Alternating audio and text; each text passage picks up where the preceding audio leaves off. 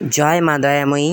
আজকে দেখো এই যে মঙ্গলবার, মায়ের পুজো করে নেওয়ার জন্য চলে এসেছি। এই যে পুজো শেষ হয়ে গেছে একদম।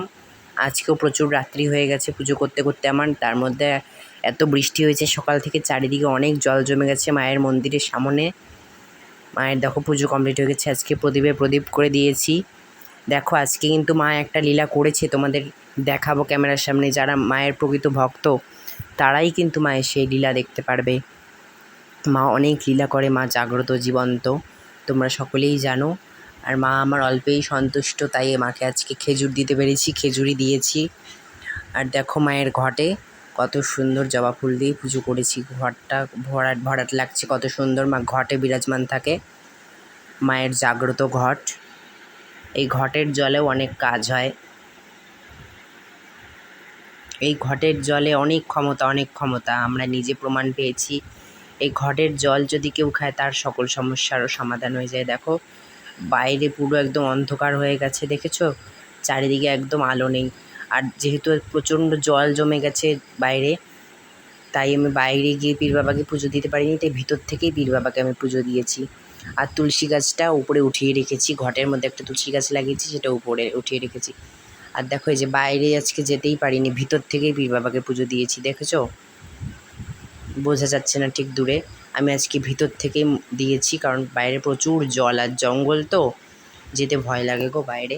আর যোগ রয়েছে প্রচুর। আর দেখো এই যে মাকে কত সুন্দর লাগছে।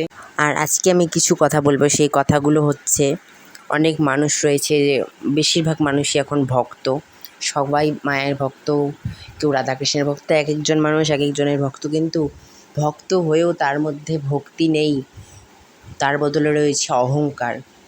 কিসের অহংকার? অহংকারে মানুষের পতন হয়, পাপে মৃত্যু, এটা একদম 100% কথা। কিন্তু এখন কিছু কিছু মানুষের অহংকার রয়েছে যে ভক্ত, আমার থেকে বড় কেউ আর ভক্ত নেই, আমার থেকে বড় কেউ হতে পারে না, আমি বিশাল একজন, আমি কি যেন হয়ে গেছি, এরকম একটা মানে নিজেকে এরকম মনে করে। আর সকলেই এখন মনে করছে নিরামিষ খেলেই সে বড় ভক্ত। নিরামিষ খেলেই সে বড় ভক্ত নয়। নিরামিষটা খাওয়া কিসের জন্য? নিজের কাম, ক্রোধ, লোভ, মোহ, অহংকার এই সব কিছুকে বিসর্জন করে নিরামিষটা খেলে কি হয়, শরীরটা ঠান্ডা থেকে আমাদের মাথা গরমটা কম হয়, তার জন্য আমরা নিরামিষ খাই। আর আমিষটাকে বর্জন করে, আমিষ জিনিসটা গরম, তাতে শরীরটা আমাদের উত্তেজিত করে, রাগ উঠিয়ে দেয়। আর আমাদের যারা ভক্ত তাদের কি করতে হয়? রাগ কমাতে হয়, সবসময় মাথা ঠান্ডা রাখতে হয়। রাগ উঠবে না কেন? রাগ সবারই ওঠে। স্বয়ং মা জগৎজননী, মা দয়াময়ী, মা কালী, তারও রাগ রয়েছে। স্বয়ং জগৎজননী মা পর্যন্ত রাগ হয়, কিন্তু রাগটা সকলেরই থাকে। কিন্তু আমাদের রাগটাকে কন্ট্রোল করতে হয়, সময় মতো সঠিক জায়গায় সঠিক ইয়েতে ব্যবহার করতে হয়। এই যে আমাদের যে 5টি হচ্ছে বিকার, এগুলোকে বিকার বলা হয়, কাম, ক্রোধ, লোভ, মোহ, অহংকার, এই সব কিছুকে ত্যাগ করতে হয়। এই অহংকারটা সব থেকে খারাপ। অহংকারের থেকে সে রাগ, আর রাগ, কাম, ক্রোধ সব কিছু যখন কিচ্ছু থাকবে না, তখন আমরা পেতে পারি ভগবানকেই আত্ম উপলব্ধি করতে পারবো। তখনই আমরা ভগবানকে উপলব্ধি করতে পারবো যে ভগবান আছে আমার পাশে, তখনই ভগবানকে তুমি অনুভব করতে পারবে। তাই এই সব আমাদেরকে ত্যাগ করতে হবে, যে আমার থেকে বড় ভক্ত কেউ নেই, এসব সব মুছে তখন শুধু একটাই কাজ করতে হবে, যে সকলে সমান। আর একটা কথা, যে কখনো নিচু হতে জানবে না, ঝুঁকতে জানবে না, সে কখনো কোনো দিনও আগাতে পারবে না, সে ভগবানের কাছে যেতে পারবে না।